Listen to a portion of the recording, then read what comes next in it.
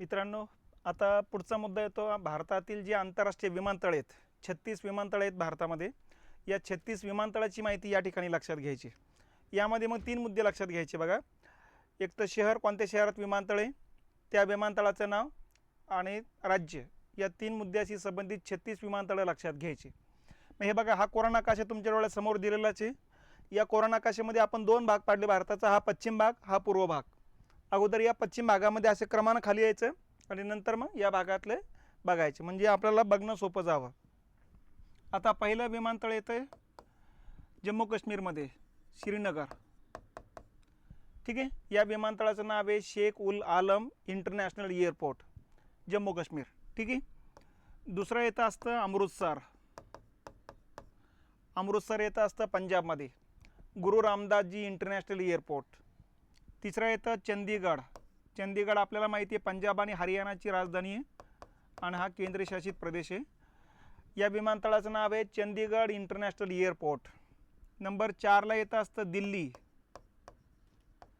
भारतातलं सर्वात मोठं विमानतळ आहे इंदिरा गांधी इंटरनॅशनल एअरपोर्ट, असं नाव आहे. नंबर 5ला आहे जयपूर, राजस्थानची राजधानी. विमानतळाचं नाव आहे जयपूर इंटरनॅशनल एअरपोर्ट. नंबर 5ला येतं इंदोर. इंदोर मध्य प्रदेशमध्ये आहे आणि विमानतळाचं नाव आहे देवी अहिल्याबाई होळकर इंटरनॅशनल एअरपोर्ट. त्याच्यानंतर गुजरातमध्ये 3 विमानतळ येतात. त्यापैकी एक येतं अहमदाबाद. विमानतळाचं नाव आहे सरदार वल्लभभाई पटेल इंटरनॅशनल एअरपोर्ट. त्याच्यानंतर वडोदरा. या विमानतळाचं नाव आहे बडोदा इंटरनॅशनल एअरपोर्ट. त्याच्यानंतर येतं सुरत. Surat international airport. हे तिन्ही पण येतात गुजरातमध्ये. महाराष्ट्रातसुद्धा 3 आहे. त्यापैकी एक येतं आहे मुंबई. मुंबईचं तर नाव माहीतच आहे, छत्रपती शिवाजी महाराज इंटरनॅशनल एअरपोर्ट. त्याच्यानंतर नंबर 10 नंबर पुण्याचं आहे ते लोहगाव इंटरनॅशनल एअरपोर्ट आहे. आणि 11 नंबरचं येतं Nagpur, doctor Babasaheb Ambedkar international airport, असं नाव आहे. नंतर गोव्यामध्ये 2 आहेत बघा. ठीक आहे. एक येतं 12 नंबरचं. 12 नंबरचं येतं पणजीला. ठीक आहे. आणि याचं नाव आहे दाबोलीगम. 13 नंबरचं पणजीच्या दक्षिण भागामध्ये येतं असतं आणि याचं नाव आहे मनोहर पर्रीकर इंटरनॅशनल एअरपोर्ट. त्याच्यानंतर 14 क्रमांकाचं जे येतं ते येतं मँगलोरला. मँगलोर येतं बघा, कर्नाटकचं एक बंदर आहे. याचं नाव आहे विमानतळाचं मंगळुरू इंटरनॅशनल एअरपोर्ट. त्याच्यानंतर येतं बघा बेंगलोर, म्हणजे बेंगळुरू. विमानतळाचं नाव आहे कॅम्पेगौडा इंटरनॅशनल एअरपोर्ट. त्याच्यानंतर पुढचे जे काही आहेत ते या ठिकाणी केरळमध्ये येतात. 1 2 3 4 5 6 7 8 हे 9 नंबरचं आहे. हे 10 नंबर, हे 11, हे 12. ठीक आहे. हे 13, 14, 15 आणि हे 16. आणि त्याच्यानंतर 3 येतात बघा इकडं केरळमध्ये. 3 केरळमध्ये कुठले कुठले येतात? नंबर 17 नंबरला येतं असतं या ठिकाणी कन्नूर. 4 येतात इथं. कन्नूर इंटरनॅशनल एअरपोर्ट आहे. नंबर 18ला येतं कोझिकोडे. कोझिकोडे शहराचं सुरुवातीचं नाव होतं कालिकत, म्हणून विमानतळाचं नाव कालिकतच आहे. नंबर 9ला येतं कोची. कोची इंटरनॅशनल एअरपोर्ट आहे. आणि नंबर 4 जे आहे म्हणजे 20 नंबरचं तिरुअनंतपुरम, राजधानीचं शहर आहे आणि याचं नाव आहे त्रिवेंद्रम इंटरनॅशनल एअरपोर्ट. त्रिवेंद्रम अगोदरचं नाव आहे बघायचं. आलं लक्षात? तर अशा पद्धतीनं या बाजूला 20 आहेत. श्रीनगर 1, अमृतसर 2, चंदीगड 3, दिल्ली 4, जयपूर 5. ठीक आहे. अहमदाबाद 6, वडोदरा 7, सुरत 8, इंदोर 9, मुंबई 10. ठीक आहे. त्यानंतर पुणे 11, नागपूर 12, पणजी 13, पणजीचंच मनोहर पर्रीकर 14. ठीक आहे. मँगलोर 15, बंगळुरू 16 आणि ही 4 येतात कन्नूर, कोझिकोडे, कोची आणि तिरुवनंतपुरम हे येतात केरळमध्ये. तर असे टोटल पश्चिम भागामध्ये 20 आंतरराष्ट्रीय बंदरे आहेत. आता उरलेले 16 जे आहेत या पूर्व भागामध्ये येतात बघा. मग आता 20 झालेले आहेत आपले. 4 येतात पुढं आता तामिळनाडूमध्ये. 4 कुठले कुठले? मग आता हे बघा, या ठिकाणी जर बघितलं आपण तर 21 नंबरचा येतो कोइंबतूर, तामिळनाडूतलं शहर आहे. विमानतळाचं नाव आहे कोइंबतूर इंटरनॅशनल एअरपोर्ट. 22 नंबरचं येतं असतं तिरुचिरापल्ली. विमानतळाचं नाव शहराचंच आहे, तिरुचिरापल्ली इंटरनॅशनल एअरपोर्ट. 23 नंबरचं येतं असतं मदुराई, मदुराई इंटरनॅशनल एअरपोर्ट. आणि 24 नंबरचं येतं असतं चेन्नई, अन्ना इंटरनॅशनल एअरपोर्ट. अन्नादुराईचं नाव देण्यात आलेलं आहे त्याला. तर हे 4 येतात तामिळनाडूमध्ये. त्याच्यानंतर आंध्र प्रदेशमध्ये एक येतं आहे आणि याचं नाव आहे हैदराबाद,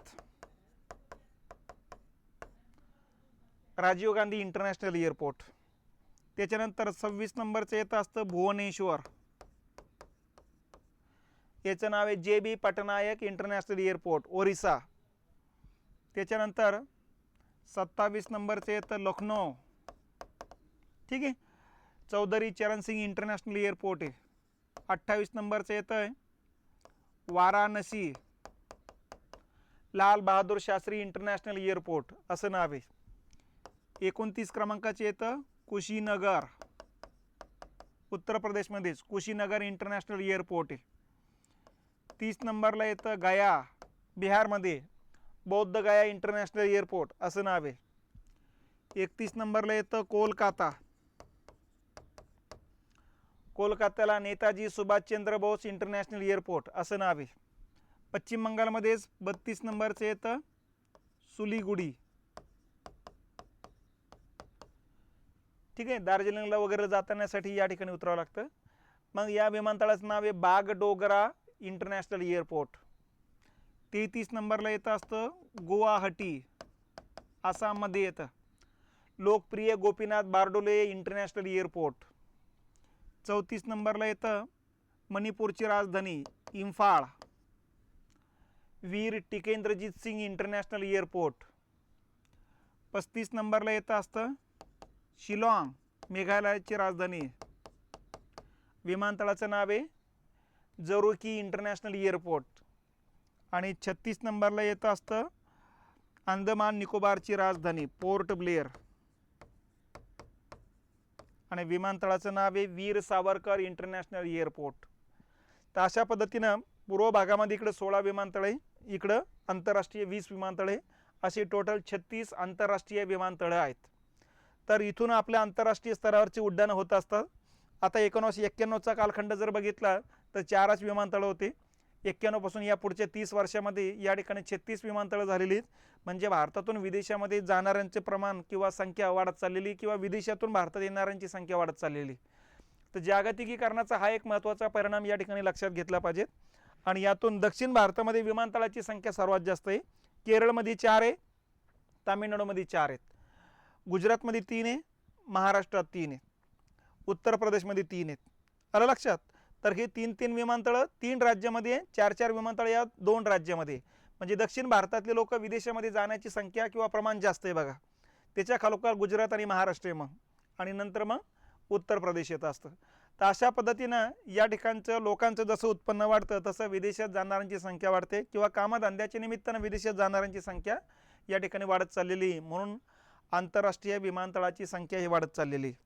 तर अशा पद्धतीनं या ठिकाणी हवाई वाहतूक नावाचा हा टॉपिक या ठिकाणी लक्षात घेतला पाहिजे. या हवाई टॉपिकमध्ये आपण सुरुवात केलेली 1897ला. 1857च्या कालखंडामध्ये आपण बघितलेलं आहे की राईट बंधूंना या ठिकाणी विमानाचा शोध लावला आहे. त्याच्यानंतर मग युरोप आणि अमेरिका खंडामध्ये विमान वाहतुकीला सुरुवात होते.